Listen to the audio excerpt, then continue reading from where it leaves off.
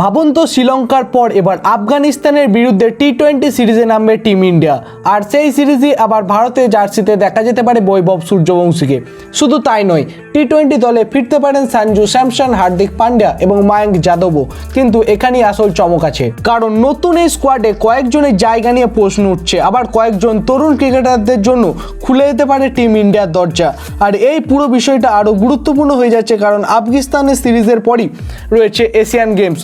অর্থাৎ এই তিনটি টি-20 ম্যাচ শুধু একটা সিরিজ নয়, অনেক ক্রিকেটারের জন্য এটা হতে পারে নিজেদের জায়গা পাকা করার একটা বড় সুযোগ। ভারত আর আফগানিস্তানের মধ্যে 3টি ম্যাচের টি-20 সিরিজ শুরু হবে 13ই সেপ্টেম্বর থেকে। 3টি ম্যাচই দিল্লিতে খেলা হবে। আর দিল্লির ক্রিকেট প্রেমীদের জন্য এটা নিঃসন্দেহে একটা বড় খবর, কারণ একসঙ্গে 3টি আন্তর্জাতিক টি-20 ম্যাচ দেখার সুযোগ তারা পেয়ে যাবে। আর বৈভব সূর্যবংশীকে নিয়ে দিল্লির ক্রিকেটারদের মধ্যে যে উন্মাদনা রয়েছে, সেই কারণে সিরিজের আকর্ষণ আরও অনেকটাই বেড়ে যাচ্ছে। তবে এই সিরিজের আগে ভারতীয় টি-20 দল নিয়ে ইতিমধ্যে গুরুত্বপূর্ণ আলোচনা হচ্ছে। কোচ, নির্বাচক, অধিনায়কের মধ্যে দলের ভবিষ্যৎ পরিকল্পনা নিয়ে কথা হচ্ছে, কারণ সামনে শুধু আফগানিস্তানের সিরিজ নয়, তারপরই রয়েছে এশিয়ান গেমস। এখন প্রশ্ন হচ্ছে, এই গুরুত্বপূর্ণ সিরিজে কারা থাকছেন, কারা বাদ পড়ছেন। চলুন ধীরে ধীরে পুরো বিষয়টা বুঝে নেওয়া যাক। প্রথমেই আসে অধিনায়কত্বের কথায়। এই মুহূর্তে যে খবর সামনে আসছে তাতে আফগানিস্তানের বিরুদ্ধে টি-20 সিরিজে শ্রেয়াস আইয়ারই অধিনায়ক থাকবেন। অর্থাৎ তার কাছ থেকে অধিনায়কত্ব নেওয়া হচ্ছে না। যদিও তার অধিনায়কত্ব নিয়ে এর আগে প্রশ্ন উঠেছে। আয়ারল্যান্ড এবং ইংল্যান্ডের বিরুদ্ধে ফলাফল তার পক্ষে খুব একটা ভালো যায়নি, কিন্তু আপাতত নির্বাচকদের পরিকল্পনায় শ্রেয়াস আইয়ারকেই নেতৃত্ব হিসেবে রাখা হচ্ছে। আর এই সিরিজের পরই যেহেতু এশিয়ান গেমস রয়েছে, তাই তার নেতৃত্বের দিকটাও খুবই গুরুত্বপূর্ণ হতে চলেছে। এবার আসি এমন একজন ক্রিকেটারের কথায় যাকে নিয়ে এখন থেকেই সমর্থকদের মধ্যে একটা আলাদা উন্মোচনা তৈরি হয়েছে। তিনি হলেন বৈভব সূর্যবংশী। ইংল্যান্ডের বিরুদ্ধে খুব বেশি রান করতে পারেননি বৈভব, ফলে তার পারফরমেন্স নিয়ে স্বাভাবিকভাবেই আলোচনা হয়েছিল। কিন্তু জিম্বাবুয়ের বিরুদ্ধে সিরিজে তিনি সব থেকে বেশি রান করেছিলেন, আর সেই কারণে আবার তার ওপর আস্থা রাখা হয়েছে। অর্থাৎ আফগানিস্তানের বিরুদ্ধে ভারতের টি-20 দলে বৈভব সূর্যবংশীর জায়গা প্রায় নিশ্চিত বলেই খবর আসছে। এটা তার জন্য একটা বড় সুযোগ, কারণ আন্তর্জাতিক ক্রিকেটে নিজের জায়গা তৈরি করতে গেলে শুধু একটা ভালো সিরিজ নয়, ধারাবাহিকভাবে পারফরমেন্স করাটা কিন্তু খুবই জরুরি। এবার আসা যাক সঞ্জু স্যামসনের দিকে। জিম্বাবুয়ের বিরুদ্ধে 3 ম্যাচের সিরিজে সঞ্জু স্যামসনকে দলে রাখা হয়নি, কিন্তু আফগানিস্তানের বিরুদ্ধে তার টি-20 দলে ফেরার একটা সম্ভাবনা রয়েছে। আর সঞ্জুকে নিয়ে এই খবরটা আরও জোরালো হয়েছে তার ফিটনেস সংক্রান্ত কিছু ছবির কারণে। বেঙ্গালুরুর বিসিসিআই সেন্টার অফ এক্সিলেন্সে তাকে অভিষেক শর্মা এবং রবি বিষ্ণোইয়ের সঙ্গে ফিটনেস টেস্ট দিতে দেখা গেছে। অর্থাৎ সঞ্জু আবারও টি-20 পরিকল্পনায় ফিরতে চলেছেন। কিন্তু এই জায়গাতেই আর একটা নাম খুবই গুরুত্বপূর্ণ, তিনি হলেন অভিষেক শর্মা। অভিষেককে নিয়ে সাম্প্রতিক অনেক প্রশ্ন উঠেছে, কেউ তার জায়গা নিয়েও আলোচনা করছে, কিন্তু আপাতত তার জায়গা নিয়ে বড় কোনো সমস্যা দেখা যাচ্ছে না। বরং আফগানিস্তানের বিরুদ্ধে টি-20 দলে অভিষেক শর্মা থাকার সম্ভাবনাটাই বেশি, কারণ টি-20 ক্রিকেটে গত 2 বছরে তার পারফরমেন্স নির্বাচকদের নজর কেড়েছে। এই মুহূর্তে টি-20 র্যাঙ্কিংয়ে তিনি 3 নম্বরে রয়েছেন। তাই একটা দুটো ম্যাচের পারফরমেন্স থেকে তার ওপর থেকে আস্থা সরিয়ে নেওয়া কোনো পরিস্থিতিতেই কিন্তু ঠিক নয়। অর্থাৎ বৈভব সূর্যবংশী এবং অভিষেক শর্মা দুজনেই আফগানিস্তানের বিরুদ্ধে ভারতীয় টি-20 দলে দেখা যেতে পারে। এবার মাঝের ব্যাটিং অর্ডারের কথা বলা যাক, সেটাও খুব গুরুত্বপূর্ণ। তিলক বর্মা থাকছেন, রিঙ্কু সিং থাকছেন, শিবম দুবেকেও দলে রাখা হতে পারে। আর উইকেট কিপার হিসেবে সঞ্জু স্যামসনের পাশাপাশি ঈশান কিষানের নাম রয়েছে। এরপর আসছে অলরাউন্ডারের কথায়। এখানে একটা বড় নাম হার্দিক পান্ডিয়া।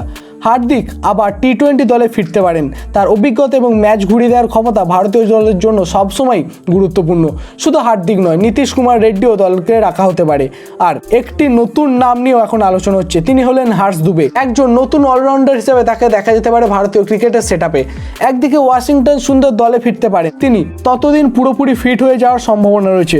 ফলে অলরাউন্ডার এবং স্পিন বোলিং দুই দিক থেকেই ভারত কিছুটা বাড়তি বিকল্প পেতে পারে। এবার বোলিং ইউনিটের দিকে তাকানো যাক। রবি বিষ্ণোই থাকছে, আর মায়াঙ্ক যাদব পুরোপুরি ফিট হয়ে উঠছেন। শুধু তাই নয়, ইউপি লিগেও তিনি ভালো পারফরমেন্স করছেন। তাই আফগানিস্তানের বিরুদ্ধে তার প্রত্যাবর্তনের সম্ভাবনা রয়েছে।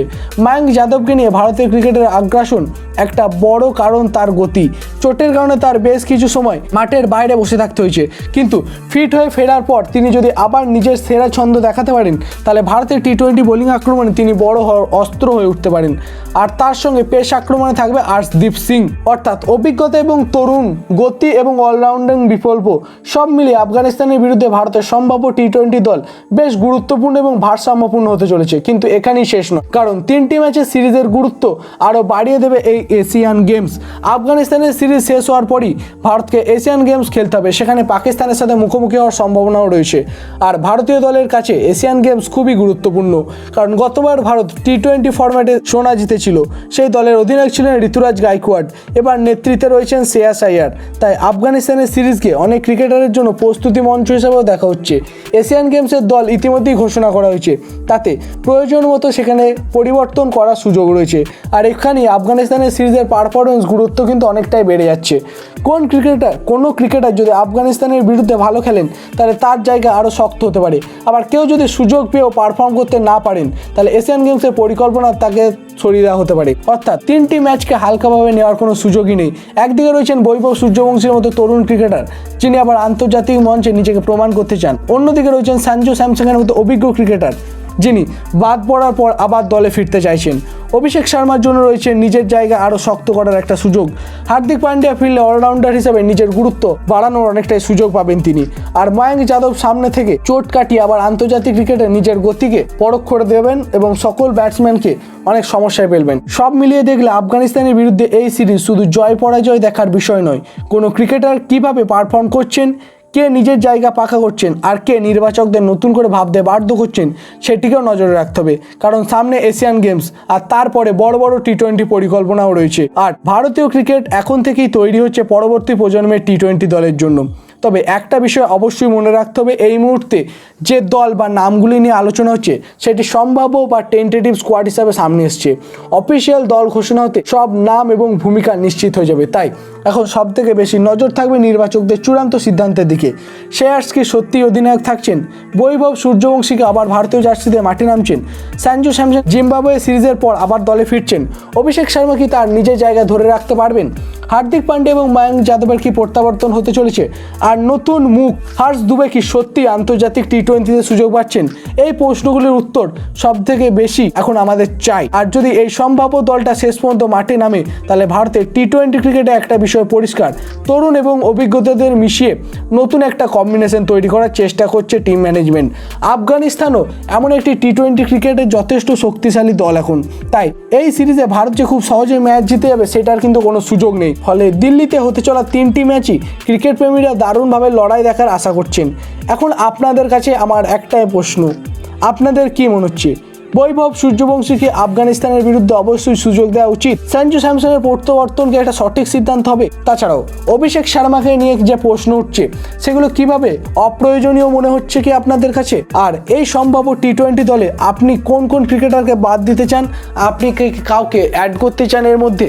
আপনাদের এই বিষয়ে কি মত অবশ্যই কমেন্ট বক্সে লিখে জানাতে ভুলবেন না। ভিডিওটি ভালো লাগলে বন্ধুরা অবশ্যই একটা মন থেকে লাইক করে দেবেন এবং চ্যানেলে নতুন হয়ে থাকলে চ্যানেলটি সাবস্ক্রাইব করে পাশে থাকা বেল আইকনটি প্রেস করতে ভুলবেন না। তাহলে যখনই আমরা কোনো ক্রিকেট রিলেটেড কিংবা team India related update upload করব, তখন আপনার কাছে সেই নোটিফিকেশনটা সবার প্রথমে চলে যাবে। আর হ্যাঁ বন্ধুরা, আমাদের এই চ্যানেলের লিঙ্কটি অবশ্যই আপনার একজন ক্রিকেট প্রেমী প্রিয় বন্ধুর সাথে শেয়ার করে দেবেন। তাহলে আপনি যেভাবে ক্রিকেট রিলেটেড সমস্ত আপডেট সবার আগে পেতে পারছেন, আপনার সেই ক্রিকেট প্রেমীর সেই প্রিয় বন্ধুটিও সমস্ত ক্রিকেট রিলেটেড আপডেট সবার আগে পেয়ে যাবেন। তাহলে বন্ধুরা, আজকের জন্য এই পর্যন্তই। ভালো থাকুন, সুস্থ থাকুন এবং টিম ইন্ডিয়াকে সবসময় সাপোর্ট করতে থাকুন। জয় হিন্দ, জয় ইন্ডিয়া।